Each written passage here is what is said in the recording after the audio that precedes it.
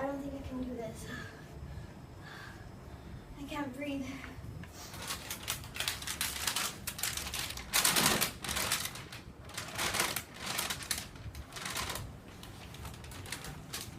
Imagine having to do this constantly and at the most random times. Getting nervous and feeling like you can't breathe is considered one of the worst feelings ever, or so I've heard. According to an article in the LA Times in 2004, it was estimated that nearly 19 million Americans suffer from anxiety. Anxiety is a disorder we have all heard about, but have never really been informed on. And we should all be aware of what it is and how to get rid of it.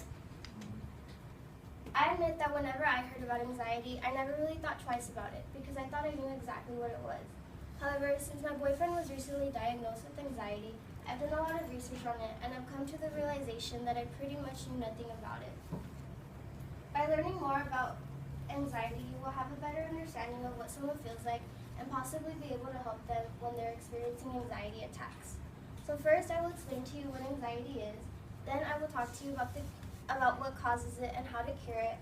And lastly, I will tell you the do's and don'ts of what to do when it comes to dealing with someone who suffers from anxiety.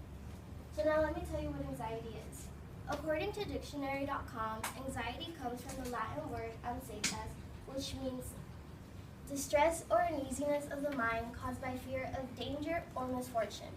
People automatically assume that you only get anxiety like before a test. Some of you may have been feeling anxious about giving this speech. However, anxiety is in fact a disorder. According to the book Hardcore Self-Help, F Anxiety, written by Robert Duff, a psychologist, he says, do you have an exam or deadline at work coming up? A first date? Anxiety is a totally normal feeling to all of these things. However, if that anxiety is so crippling that you couldn't even go on the first date because you felt like your heart was going to explode out of your chest, then it's probably time to do something about it. People who have anxiety also experience anxiety attacks, and these can happen at the most random times, and it's basically your mind overthinking, causing you to freak out. Some common symptoms are feeling extremely nervous, feeling nauseous, overwhelmed, lightheaded, hot, and extremely tense. There are also different types of anxieties. There's general anxiety, which is very common, which is when you feel anxious for no particular reason, everything just kind of happens. And then there's phobias, such as claustrophobia and agoraphobia, where there's something in specific that really gets to you. So now that I gave you the background information on what anxiety is, I will explain the causes and how to get rid of it. So many think you can only have anxiety if you're born with it. However, that is false.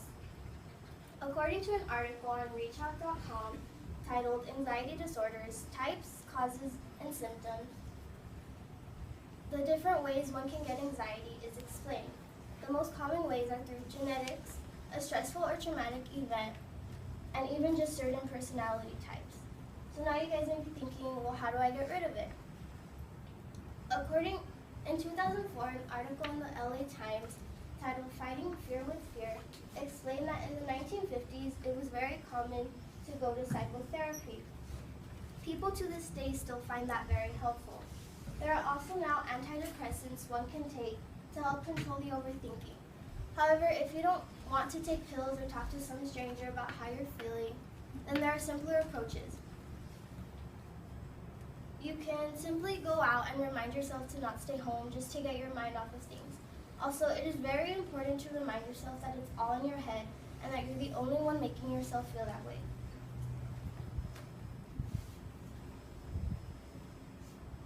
So now I will explain to you the do's and don'ts of dealing with someone with anxiety. Because some of you guys may be thinking, well, I don't have anxiety, so none of this is relevant to me. However, one day you may encounter or may have already encountered someone who suffers from anxiety.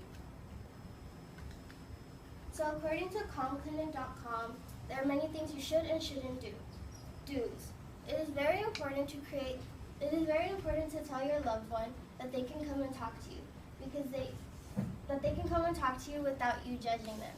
Second, it is also very important to create a very calm environment because your loved one needs to know that they can relax and that everything is okay.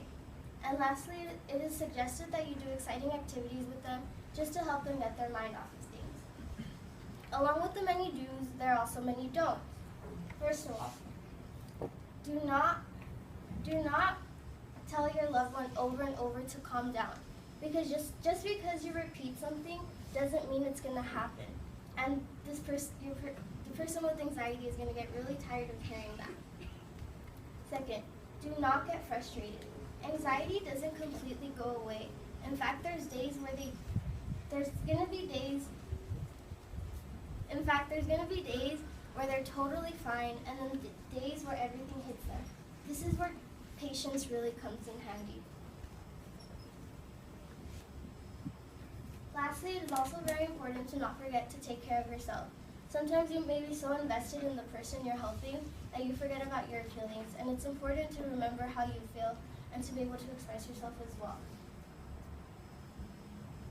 So now that you have a better understanding of what anxiety is, let's finish this off.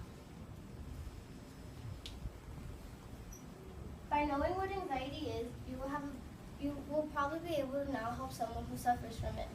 First, I explained what anxiety is, and then I talked about the causes and its effects, and lastly, I told you guys about what you should and shouldn't do with someone who suffers from anxiety. Hopefully, through all the research I did, I was able to inform you on such an important topic. Who knows?